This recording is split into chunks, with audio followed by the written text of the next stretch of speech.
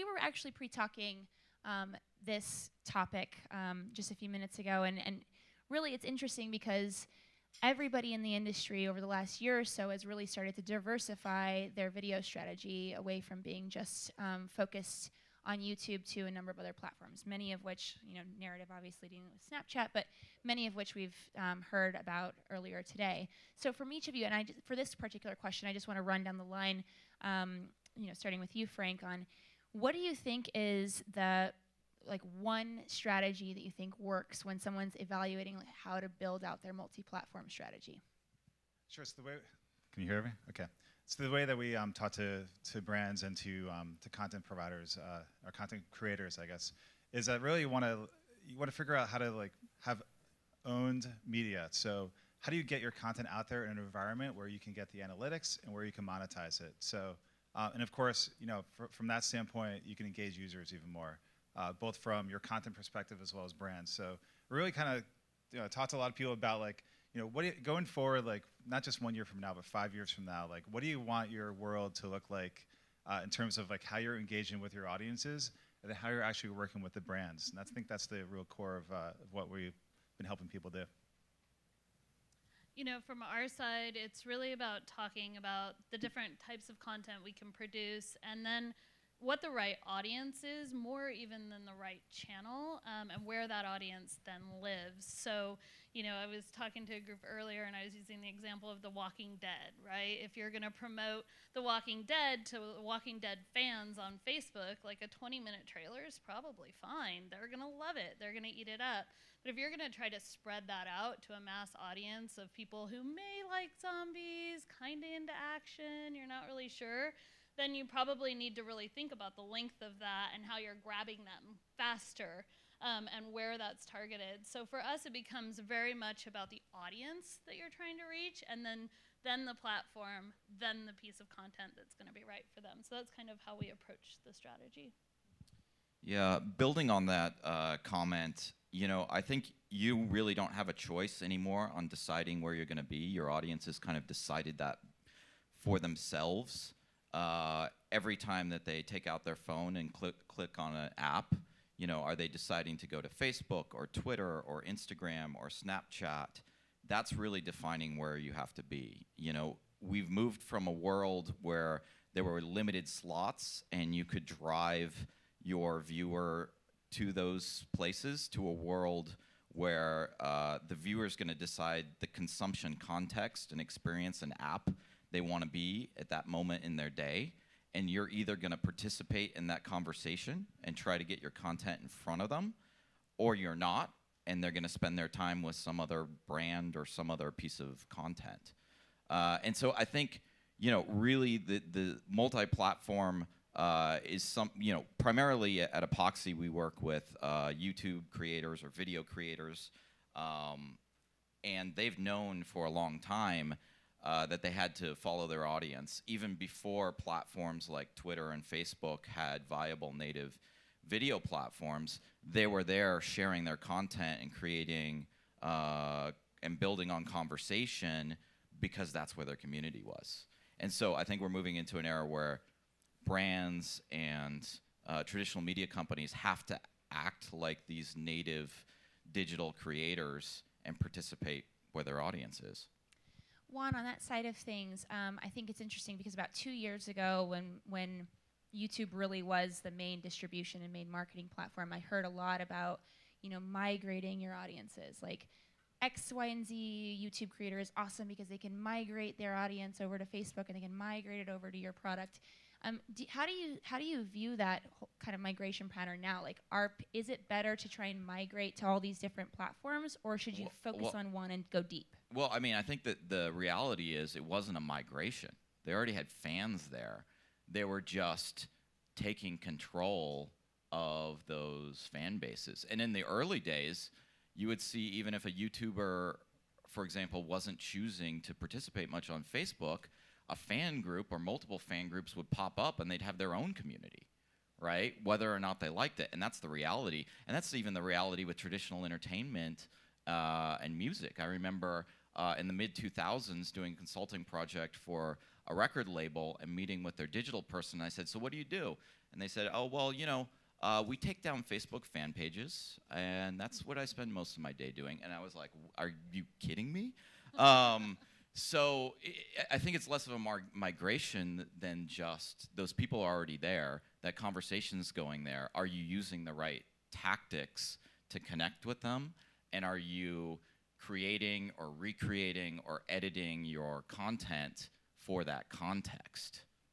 And so do you think that it's important to go, just to get to the second part of that question was, do you think it's important to go really deep on one particular platform and then go to the next and hone in on those audiences? Or do you think you should just diversify all at once? So I think you should diversify and make it an iterative process, right? It's kind of, it's testing and experimental to figure out what's working, what is your audience on that particular platform. Yes, you will probably find that some platforms are stronger than others. But often that's hard to predict until you started dabbling in it.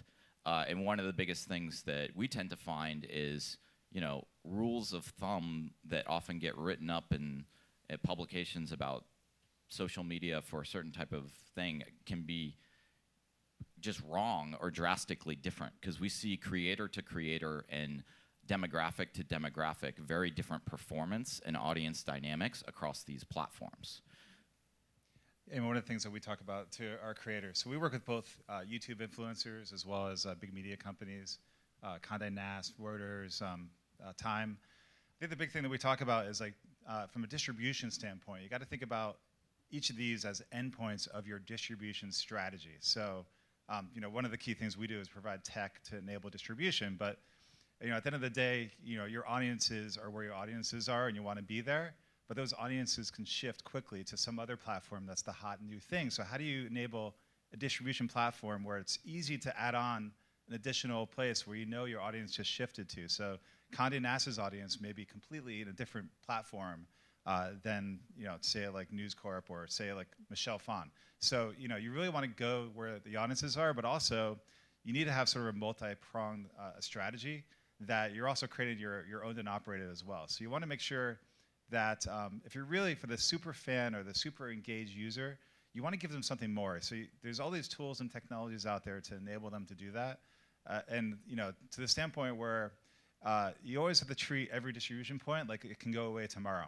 Google can decide to shut down YouTube tomorrow, for example. I mean, obviously that won't happen, but they decided all of a sudden, to shut off access to YouTube inventory through ad exchange. And that was a very sudden change, and a lot of advertisers it was a very sudden thing for them.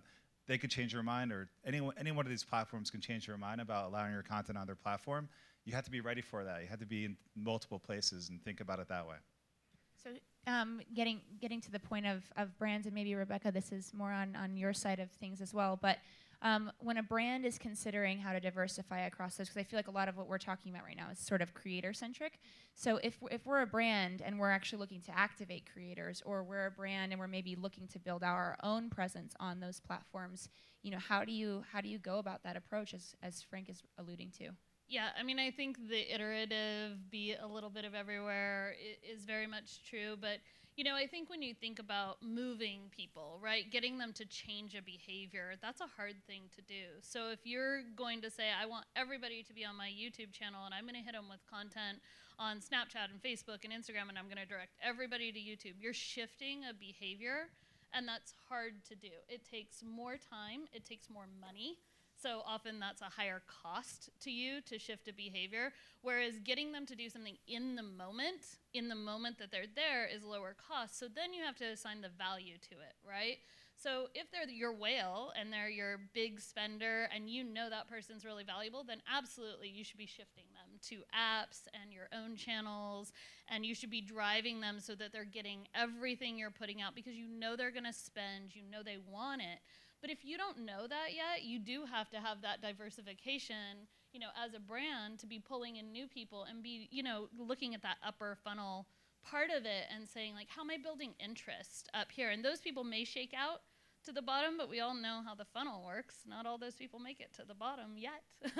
So while they're not there yet, you know, hit them where they're at. Don't make them change their behavior. You're going to spend way too much time and money trying to make them do that. So give them what they want right where they're at, right then and there. And if it's not on your channel yet, partner with a creator and get it in front of them where they live, because that's going to be the easiest way to get them to know your brand. I also want to throw out some kind of organizational advice. If your social team and your video teams are not working together, this is going to be really hard. If you have a siloed social team from your video team and they have different goals, if social just has goals of engagement or grow the numbers on the social accounts and video team has views and they don't work together, things tend not to work well, right? So that team needs to be united under a common set of goals, because the reality is a lot of social platforms are becoming video platforms. And when you look at what works, it's not just getting that piece of video content to work, but if you take a page from hit creators, they're often doing what's in essence a campaign that has text, stills, outtakes, GIFs, memes, and all of that content is flowing through these same platforms, and it has to be unified to make this authentic and make it work. We're at our midpoint. I like to just do like a middle point shout out and see if anybody has questions on anything so far, just in case something is resonating. Okay. So when you're looking at and again, I'm going to talk about engagement because I think that that's really interesting to focus on, because you can't have everybody engaged in the same way on every platform, right? And each one of the platforms, to the point made earlier, is like apples to oranges to cherries to bananas. They're all different, right? They have their perks and their downfalls. So when you're looking at engagement or maybe some metrics across each one of those platforms, is there any unifying property on that side? You mean how do you make the assets and how do you publish it to it? Yeah, so that's the other thing. You can't just look at pushing the same asset to every platform because they're not apples to apples, right? So, you know, YouTube is search-based, performs really well for searchable content and for longer formats. Facebook and Twitter now have native video with autoplay in the feed, so you have to think about what's the edit that captures people's attention as they're scrolling by in that feed. Obviously, Instagram and Vine are totally different formats. So you need, and again, this comes down to almost operationally like the same type of psyche that a social team uses to figure out what works with posts. It's integrating that back into the editing, right? So if you have a separate editing team, they don't know the flow of social, and they're just given some assignment, like give me these things, odds are that's not going to work out very well. Yeah, I would add to that that engagement is a really broad term and it means a lot of different things. So I think someone mentioned earlier in one of the panels that it's about really understanding your objective and your KPI when you set out. So engagement can be a simple like, an engagement can be a view, an engagement can be a share, which everyone sort of wants the share, right? And all of those are valuable at different levels, and they're more valuable from different audiences, right? So again, going back to the whales, the share among the whales is really valuable because you know they're very likely to have an audience similar to what you're going after because of who they are, right? It's not to say it's less valuable among someone else, but it's more valuable there. So as you sort of think about engagement, there's all different things. And then like we're talking about video, length of watching, right? So that asset you put out, if you put out a 40-minute piece, again, using The Walking Dead, you put out a 20-minute, 40-minute trailer, how long did people watch it? If you put it among fans, they probably watched most of it or the whole thing. But you'll see those 3-second drop-offs the wider your audience gets, right? So it has to be about the audience. It just depends on that KPI and what engagement you're going after. Yeah, I agree. I mean, from a purely brand perspective, knowing the KPIs on the different platforms is really, really important. You'd be surprised how many brands don't actually know what the KPI would be on Twitter, for example. So is retweets the KPI? Or you know, what is the actual KPI in each social platform? And then being able to measure those KPIs across platforms is super important, but also making sure, like in each environment, from an engagement perspective, that whatever the engagement like metric is like on those platforms, make it super easy for users, basically remove friction. Remove friction for them to act on your piece of content or act with your brand. So that's why I always say, you can always, so the super fan, you may want to have an app they can download. For just the average casual user that may not be into Twitter but may into Snapchat, you need to be there. So I think it really depends on like where the audience is, and then we're figuring out those KPIs, and then having sort of different levels of engagement for the casual versus the super fan type of person for your brand.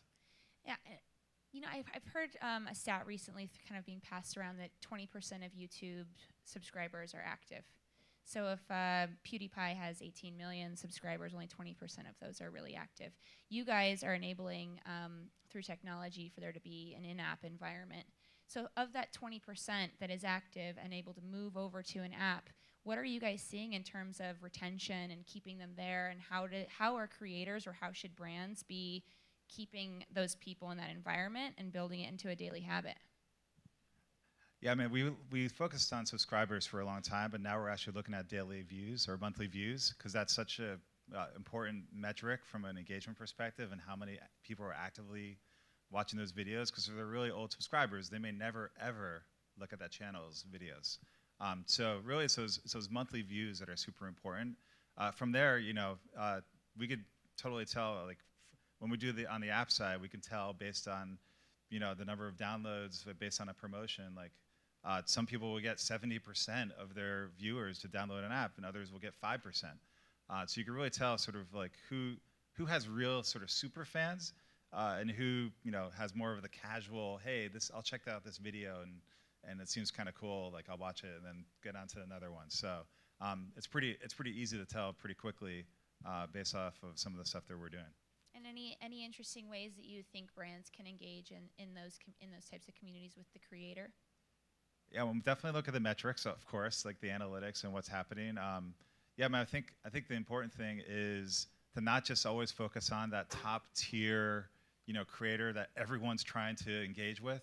Like, look at your segment and like who are the people that are really getting like strong monthly video views for that particular segment, and really go after those. There's a huge amount of like sort of what I call mid-tier creators with 500,000 subs around there that actually drive more video views than someone might have 10 million subs. So it's really sort of looking at your segment and figuring out like who those best mid-tier creators are. And it'll be a lot more cost effective too. You're not going to have to do huge upfronts, and they're very much willing to work with brands that they believe in and work with you. So I think that's like the strongest advice I could say from a brand perspective.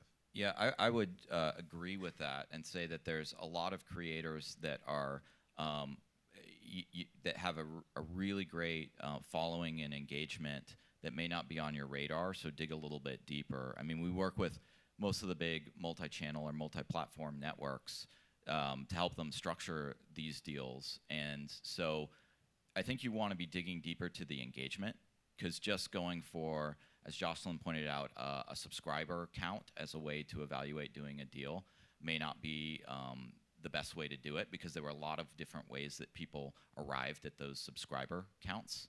It's kind of similar to in social media. There's a lot of different ways brands arrived at their social following counts, and some of them weren't organic and don't have the most active subscribers. So really, asking the network to show me some data on engagement across platform. Of course, you should be asking what's the multi-platform reach, so not just what are typical YouTube views and comments, but what's the typical Facebook reach, what's the engagements, the reshares, what's the typical Twitter reach, and on Twitter also who else is talking about it. So a little plug for Epoxy, but like we have a tool that lets you know who's talking about YouTube video, even if they're not using the hashtag or calling out a creator or brand's @handle. What's the typical reach on Instagram? So looking at that as kind of a whole package to be able to evaluate whether this could be a good partnership or not. And then saying, hey, we're not just going to do this maybe with one Halo person, but could we be more effective picking from the middle of the torso a variety of people that are going to have strengths on each one of these platforms to kind of align with your goals. I would add, you know, you guys, a lot of you in the room, I saw hands go up earlier of how many brands we have here. You guys have so much power to ask for analytics and ask for data. Do it. Do it every time. Data is really like the gold mine here, right? So demand that from your partners. Push your analytics as far as it will possibly go. Think about analytics. You know, I got into social from PR because I liked the aspect of being able to know a little bit about what everyone was doing, and we've built an analytics team that does that as well. And I hope that all you guys have analytics teams who think about analytics in an integrated fashion, but can you track them from the creator app, through the video they watched, through the funnel, see where they dropped off, see what they purchased, see what they bought, and can you bring it full circle? And that's the goal all of us should be striving to get to, because the more data you have that tells you what you did at the end of the day, yes, share of voice and changing conversation and who you're moving in that conversation, absolutely important. But most of us at the end of the day are here to sell a product or sell a service or get someone to sign up to do something. So push as hard as you can to get the analytics to go as far as you can in that process. And the good creators who value their partnerships with you will give you data. They will partner with you and make that part of the table stakes. You know, the early days of working with celebrities, people were often shy. Oh, I got such and such celebrity. I can't also ask them to do a press interview. I can't also ask them to do this. You have the money. You can. So ask and demand it, you know, demand that of your partners to be that good, because it will drive your business. And That's a good point about the data. I mean, that's so important. And not all the social platforms do share that data, actually, as a matter of fact. Right. And so, you know, I would say if you're going to be doing social, you know, campaigns, like definitely figure out also how to get as much first-party data as you possibly can get. That's why I always say, like, it's, you know, it used to be that microsites were big, and then all of a sudden it became Facebook pages. But then all of a sudden your Facebook pages, with all those likes, you couldn't reach them all. You had to pay for it. So it's like, all right, you really should still have an owned and operated strategy where you can drive people back to your microsite or to your app or whatever it is, and then you can gather data around those people. So, you know, we do things such as like geofencing based off of like people that like have entered your store or been in your parking lot for the past year, and then other areas that may be of interest to you. So that kind of data, like, you're not going to get from all the social platforms. So I feel like it's like one of those things where, you know, the more data you can get from the social platforms, the better, but you're not going to get as much as you absolutely want. So in jumping on that, there's definitely a difference between auth data and public data. So if you're a brand or an entertainment company out there operating, you know, you may have a social media service that is letting you see public data around performance. The creators you may be publishing with have a lot richer data when you're authed into their account. So there are services that, like, all the networks use. I mean, a lot of them, again, use Epoxy, and we can pull that auth data. So you can ask for it and say, hey, what are some of the deeper engagement stats there? The other thing I'd say is don't just go for hashtags, because hashtags are, yes, they're really simple to pull, and people love them because, again, they're simple to pull from public data, but they're often not the best either predictor or monitor of how something performed, because, especially around video, for a large part, consumers who are sharing and talking about video don't remember to use the hashtag you're trying to promote. So you're missing a ton of the conversation, and you may have two campaigns that look pretty similar hashtag-wise, but conversation-wise, like, have a lot of other stuff going on. So don't obsess with the hashtag. Yeah, it's interesting that you guys brought up the point of data and utilizing the analytics, but I feel like those analytics are ultimately a driver to inform the creative, right? And when you're doing creative across all of these different platforms that are, like we said, are not apples to apples, in Facebook, you have to be able to grab the attention within 3 seconds. If you're in YouTube, you know, you have that 5 second on the pre-roll ad before they skip, so you kind of have to get their interest early and then keep them beyond that 5 seconds. Vessel is just resorting to a 5 second ad altogether. So if you're using that data to inform creative, you know, what do you think brands should be considering when they're looking at all these different platforms that kind of have different environments? from the creative perspective? First 5 seconds of pretty much no matter what platform you're on, you got to capture them within 3 to 5 seconds. Well, for sure. Does that ultimately then I think compromise the brand's ability to tell a real story if they only have that? Well, 3 I think seconds or 5 seconds? it gets back to that integrated team, right? Because if you have a guy sitting in a video editing bay who doesn't look at any data and wouldn't care to look at any data, it's never going to iterate to that person having a good practice of cutting that content, right? If they all sit together in a little group and they all have the same goals, and the person writing the copy on your Instagram or Facebook post is sitting next to the video editing person, and they try something, and then they iterate, a couple hours later, and they try something again, and the video editing person starts to get a gut feel for what's going on, you're going to end up having a lot better performance. So again, break down the silos. I mean, there's two things basically. I mean, in a mobile world, which is what we're in nowadays, just looking at the trends and where everything's going, there's two things you're trying to defend against: the swipe or the home button. So how can you engage the user long enough so they don't swipe past or scroll past or hit the home button? And I think that's why the 3 seconds. It's not, you don't have to tell your story in 3 seconds. You just got to capture some engagement, get them to stay, You got to get rather them to than stop. scroll. Exactly, or home button. So. Any questions right now from the audience? We're about 5 minutes in. Nobody? Be brave. If you have a question, go ahead. Oh, good. We've covered everything. We were just Well, so we're done. brilliantly Done. thorough. So I guess perhaps the last question that I would have, that I feel is an issue that's resonating across the industry, especially from the brand and the creative side, to kind of stay on that theme for a minute, is this audibility versus viewability issue. What do you guys think about muted videos and not just catching that attention span, but when you're advising brands or you're talking to creators about distribution on all of these different platforms, what do you think audio plays a factor on that? I think it better be good content, because for me personally, and I see lots of people do this, like I'm scrolling all the time and I stop and watch videos without sound constantly. It really has to get my attention for me to click the button to play the sound, and oftentimes I'm not in a place where I can. So if I miss the message that you're trying to give me because I didn't hear the sound, you're probably missing out on some of the platforms. Other platforms, again, this is where your data comes in handy, right? I would say that's less likely if I'm personally on YouTube. I tend to be headphones on, listening to something when I'm on YouTube. So every user behavior varies a little, but Instagram and Facebook, I would say in particular, I'm largely watching without sound. So I think this goes back to having a great story, whatever that story is, having a great piece of content, and making sure that that content, if it doesn't have sound, or can you put captions in it because they need to hear what it says, or does it just give the message without it?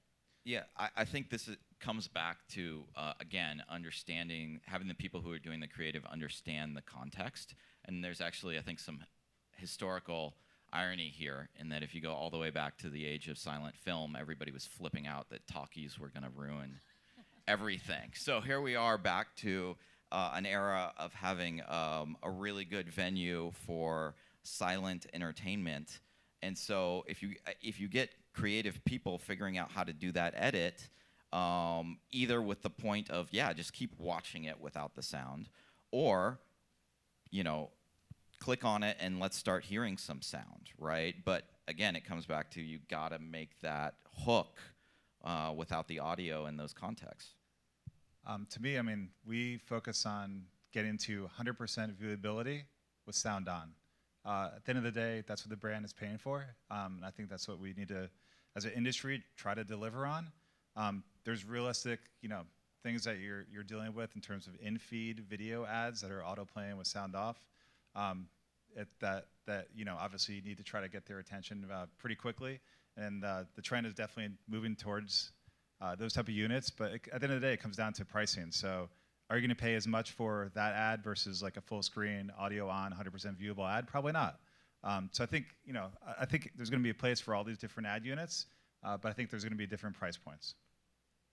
Do you think that ultimately it should come down to the brand deciding or the creator deciding to go in first into an environment where maybe video is autoplay with audio, or should they just always optimize for no audio? I think they should just choose. I mean, they should be able to give them the choice what they want, and then they set the price that they'll pay for it. So, it's basic. It's basic, supply and demand. So if there's demand there, then they buy it, the price goes up. If no one's buying it, then the price goes down. So I think there's definitely a place for both, and we've seen success with both in-feed, audio off ads and also like full screen, 100% viewable ads. It just comes down to price. Cool. And then we have only a minute left, but I want to get each of your prediction on whether live can finally take off with Periscope and Meerkat, and should brands really start focusing there, or do you think it's going to go the way of live stream over the last 5 years and just fizzle and spike and fizzle and spike? We'll start with you, Juan, and we'll work towards Frank.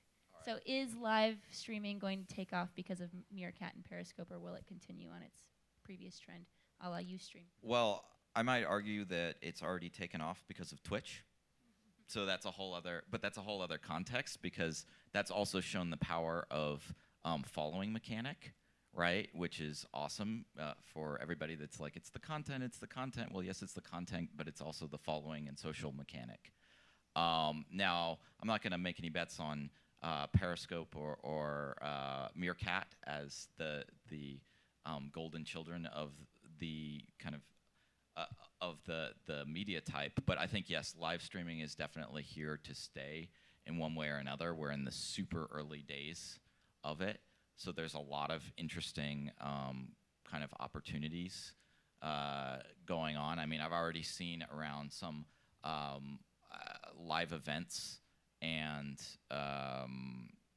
happenings going on where you'd have a couple brands that actually decided to have somebody participate, and they just all of a sudden have thousands or tens of thousands of people watching because nobody else is there doing it. I mean, I'm a car guy, and there was a just big Monterey Historics and vintage car event up north last weekend. The few brands that actually streamed something, which almost nobody was doing, got tens of thousands of viewers, right? And it was probably one of their interns shakily holding a phone because most of the coverage, frankly, sucked.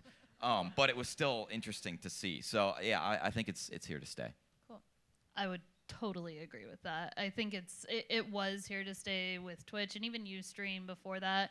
I think, we've all been dabbling in live streaming. I think the content's going to get better. I think the creators are having a big impact in that because they're upping the quality of live streams, and they're also bringing audiences to it. So if someone you like is going to be doing a live stream, you're much more apt to watch it, right? And those are going to be kind of like the early days of radio from a basement, right? Those are going to be the people who bring people in, and then the rest of us are going to come in with our media corporations, and we're going to make shows out of it, and eventually we won't be talking about streaming, pre-planned programming through Netflix. We're going to be talking about live streaming shows that are being filmed right then and there. Yep. And that will be, I think, the new normal eventually. And the other things will continue to exist. We'll just get more diversification in entertainment and media. Cool.